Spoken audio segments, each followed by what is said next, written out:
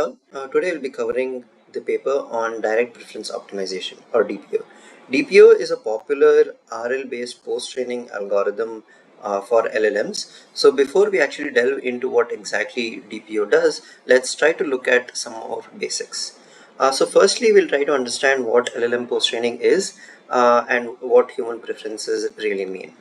So we know that pre-training through your standard masked language modeling laws will help the LLMs understand, say, the language structure and some semantics, but this is really in a broad and generalized sense. It is static, like the capabilities are static, and it does not help the LLMs to take some actions or to reason like how humans do, etc.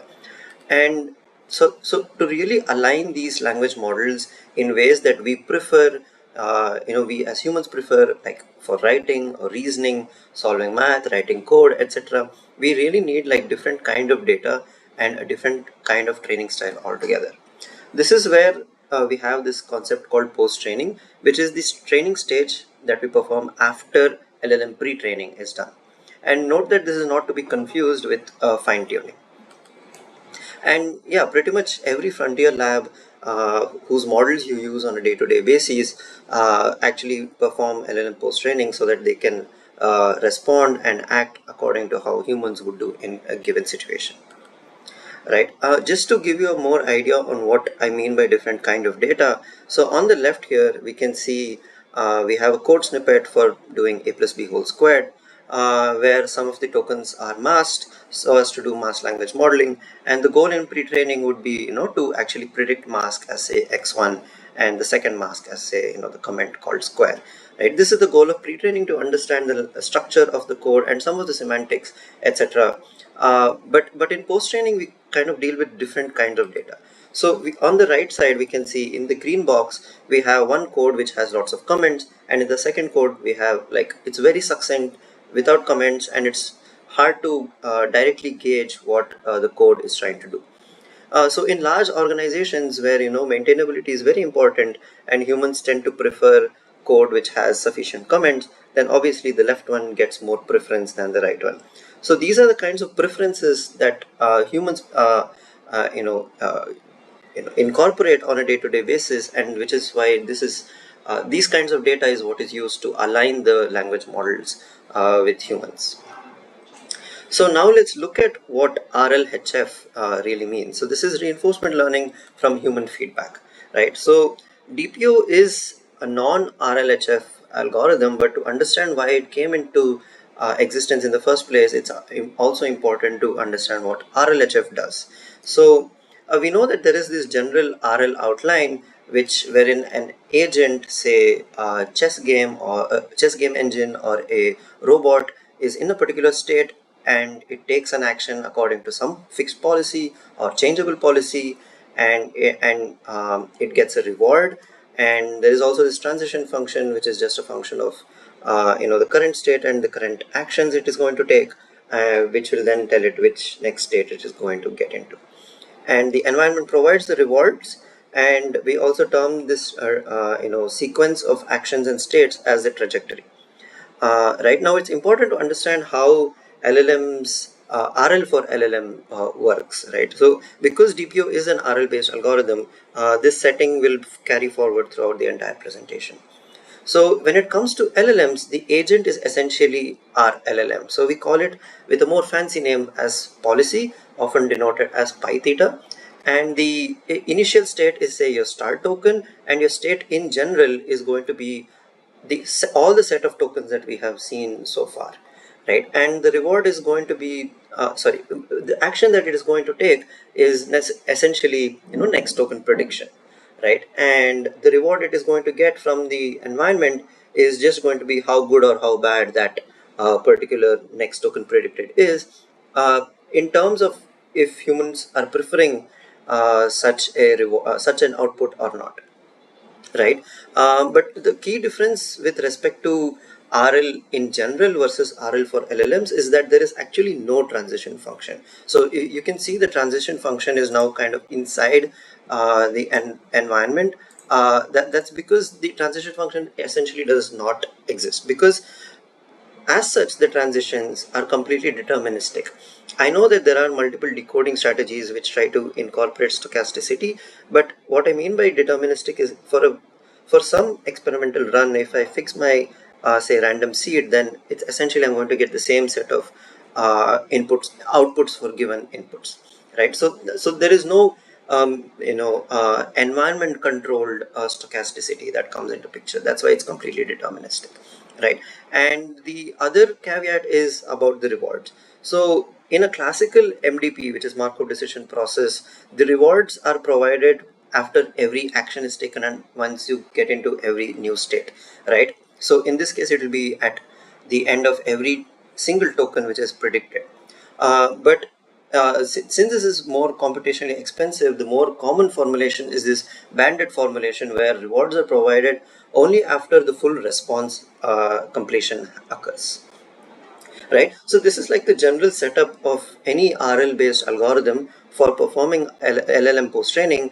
And really the alignment is all about how we incorporate rewards to update my policy pi theta, for example, in order to incorporate human preferences, right? So now, since it fundamentally boils down to obtaining better policy pi theta, then there is that is via training. So there is going to be this optimizing of the policy, and hence we call it as policy optimization, which is what the future RL based algorithms are going to be all about.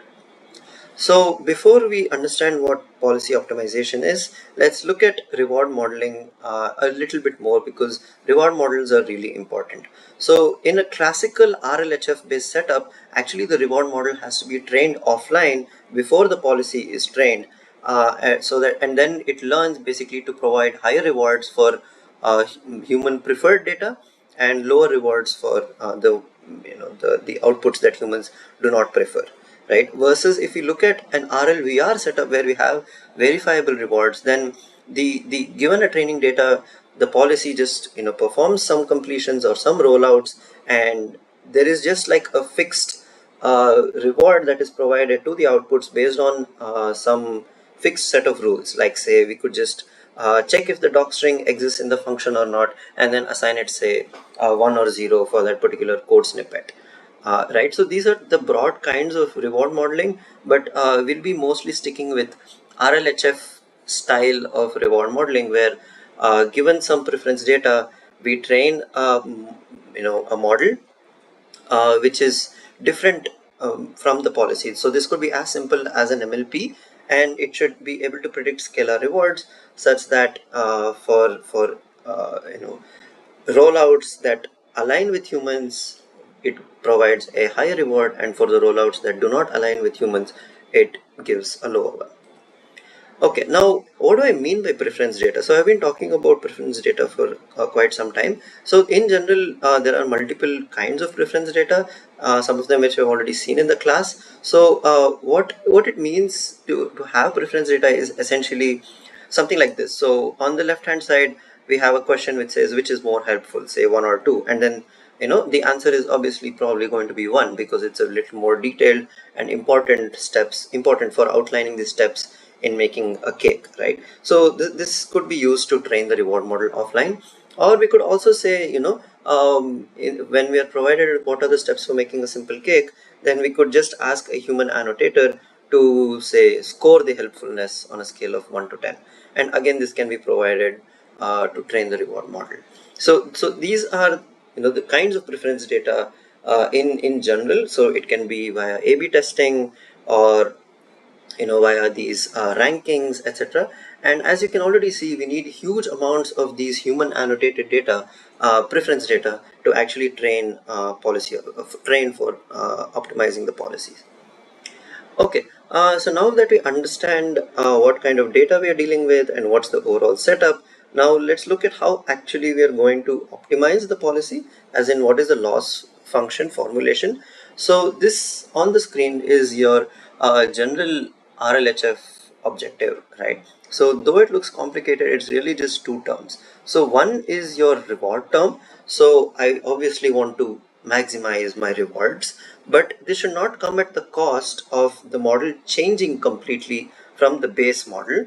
So that's why we have the scale penalty term, which ensures that the output probability distribution of my model that I'm going to train by is not too far off from the reference policy.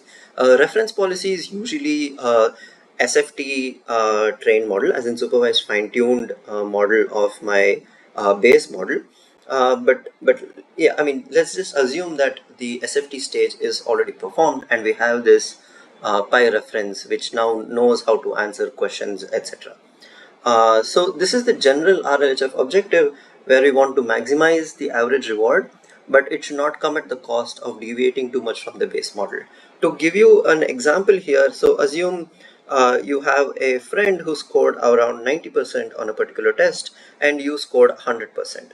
Right now, you want to nudge your friend to score higher, but and to perform well on a particular question which he or she lost a major chunk of his the score. But this should not come at the cost of your friend's score drastically decreasing in all the other questions just to maximize the score for a particular question which he or she might have gotten wrong. So while we want to maximize the reward and nudge them towards better outputs across all questions, we also do not want to deviate too much from your friend's basic understanding of the rest of the questions which they've already gotten it correctly. So we can apply the same analogy into this setting of policy optimization. Uh, and there are many policy optimization algorithms, proximal policy optimization, group relative proximal policy optimization, etc. I'm not going to go into too much detail, but I do want to show what they entail so that we can understand some of the drawbacks of such kinds of models. So as you can see, Q is like a prompt, and then we have a policy model, we have some output generations. In the case of GRPO, then we have a reward model, which gives you the reward, which you then do a group computation and calculate advantages per group, right? And when it comes to the PPO, you for your input prompt, you have a single generation, but then you have your reference model, which is anyways there, but you also have the reward model, and then you have a value model, and so on and so forth. So there are obviously so many components that are involved, which makes them really computationally expensive. And both GRPO and PPO are purely RLHF frameworks, right? So they require these explicitly trained reward models, which we already know is computationally expensive. And we also saw that PPO has this additional value model, which actually has to be trained online, as in as and when the policy is getting trained, even this value model has to be trained, right? So and they optimize the policy using the gradients based on the learned reward, right?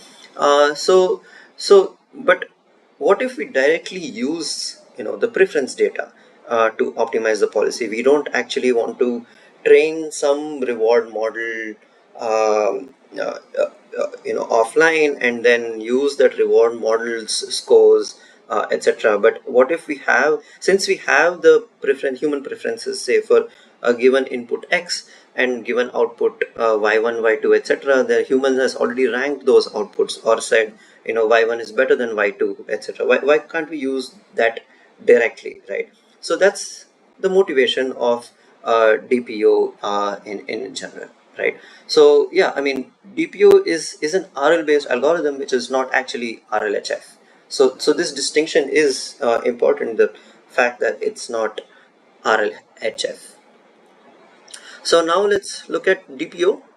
So we had this general objective, which was to maximize the rewards and also not deviate too much from the base model, right? So now we are trying to inculcate the preference data into this into this RLHF objective, and try to make it as an objective in terms of the policy, so that we can optimize that, right? So I mean, let's look at it in more detail. So we have this RLHF objective through some bit of fair amount of maths that involves partition functions.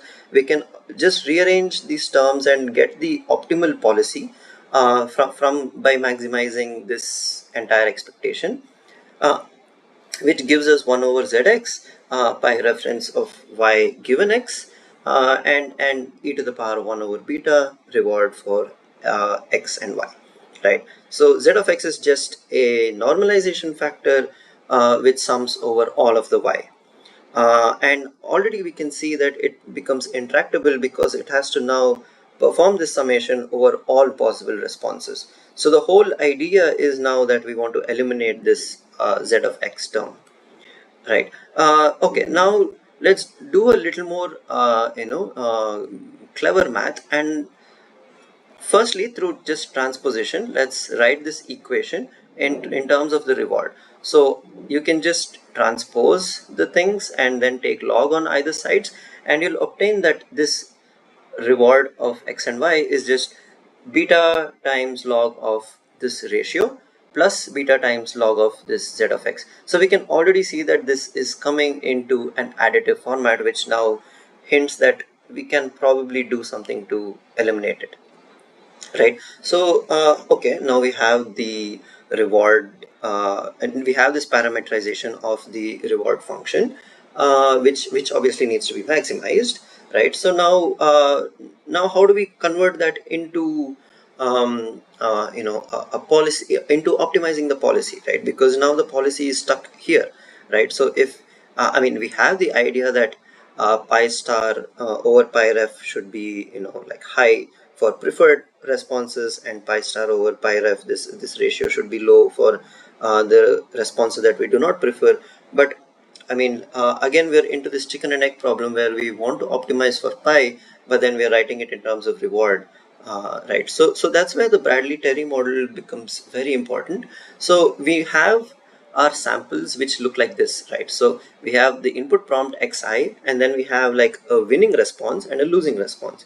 Winning response is the ones that humans prefer, and vice versa.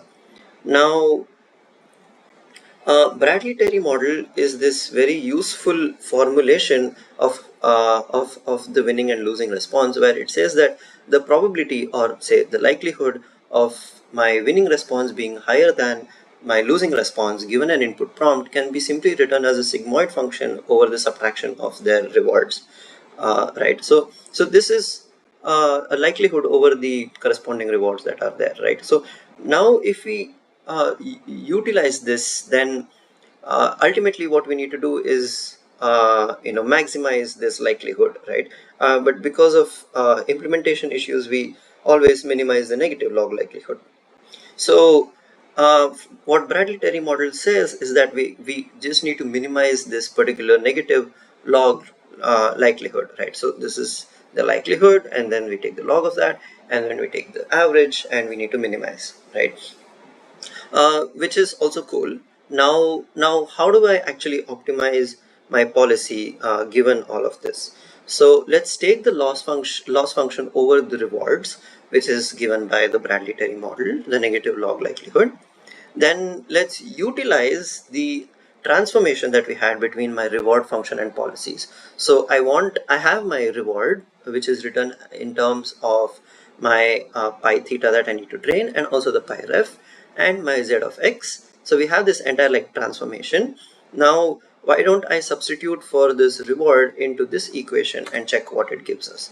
And what it gives us directly is this expectation over the log of the likelihood. Again, you can simply see that first we do it for the winning response and substitute it here, and then we do it for the losing response and then substitute that here. So that's it. I mean, that's your loss function, which is now in terms of the policies. Okay, now so just to summarize, so we had this negative log likelihood, which tells us how we can assign higher rewards for the preferred response, human preferred response or winning response, and lower ones for the losing response, or the ones that humans do not prefer, right? Which is now this formulation of the negative log likelihood, right?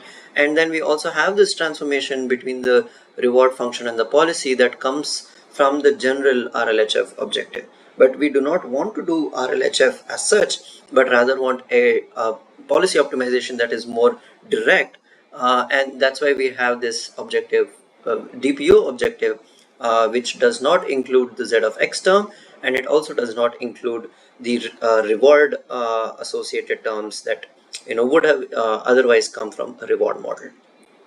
So our final DPO objective is purely in terms of the model that needs to be trained and its outputs, and the original or reference model and its outputs. And for those of you who prefer to visualize this in code, I also wrote up a simple pseudocode that reflects the exact same thing. Okay, now we can also see the original results from the paper. Note that the evaluation metrics are going to be slightly different. So, for example, in the task of sentiment generation, we can see that DPO is outperforming. But again, this is not like accuracy or say F1 score, etc. This is in terms of the reward to KL penalty ratios, right? Because we want to maximize the reward, but not at the cost of increasing the divergence between my reference model and post-trained model. So the authors show that DPO is by far better than other models like PPO and others, right? Then there is also the win rate when it comes to this data set called TLDR summarization. And they show that for a given sampling temperature, DPO has like the best win rate. And again, in the last one, for a given sampling temperature, PPO gives you the best win rate, and even above actually like best of 128 baseline, which is like a very powerful PPO model on this helpful and harmless dialogue dataset. So now that we understand the complete implementation level details also, let's quickly see a demo. So I used a reference-based model, which is the Eleuther AI's GPT Neo 1.3 billion model on this dataset, which is called as ultra feedback, which just gives you 1-0 signal based on human preferences or not across like different kinds of tasks, etc. So I chose about 4,000 training samples and 500 evaluation samples, and obviously I did not write the DPO from scratch when Hugging Face TRL library completely implements it end to end in a really nice manner. You should definitely check out the library.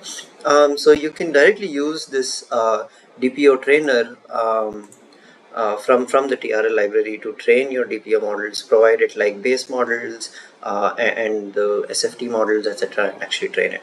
Anyways, the more interesting thing is the results that you obtain. So for a DPO training loss, I just used two configurations to actually show you how difficult the training in general is and how misleading some of the results can be.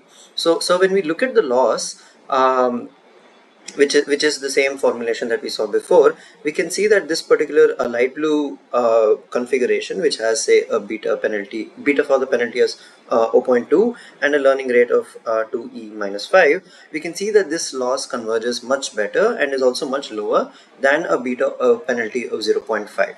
But what actually happens in this case is that there is a reward hacking that's happening, as in the rewards are getting maximized, which we can also see here, like reward accuracy is almost very close to 1, but this is coming at the cost of the KL penalty becoming extremely high, as in the divergence is now like in the order of tens, which is really high, in the sense that it has deviated a lot from the reference model, which we absolutely do not want. So if you ask me, I'm okay with this other model where the beta value is 0.5 and the learning rate is like 1e minus 5, where there is some amount of convergence and the rewards have definitely improved much better than the random baseline, but it has also not like try to hack the reward in general, and hence there is the lower KL penalty, which means that it is as close to the reference model as possible, while also improving the reward on this particular say human preference dataset. Yeah, so in general, training DPO or any RL based algorithm, whether be it with or without the RLHF formulation, or in the classical setup, or like classical MDP setup, or in the banded formulation, it's very tricky because the rewards are also spiky in nature. They are discretized and it's not like a continuous smooth function. So the optimization process is very tricky, and that's why companies spend billions of dollars these days to actually post-train their LLMs well enough. Okay, all right, thank you.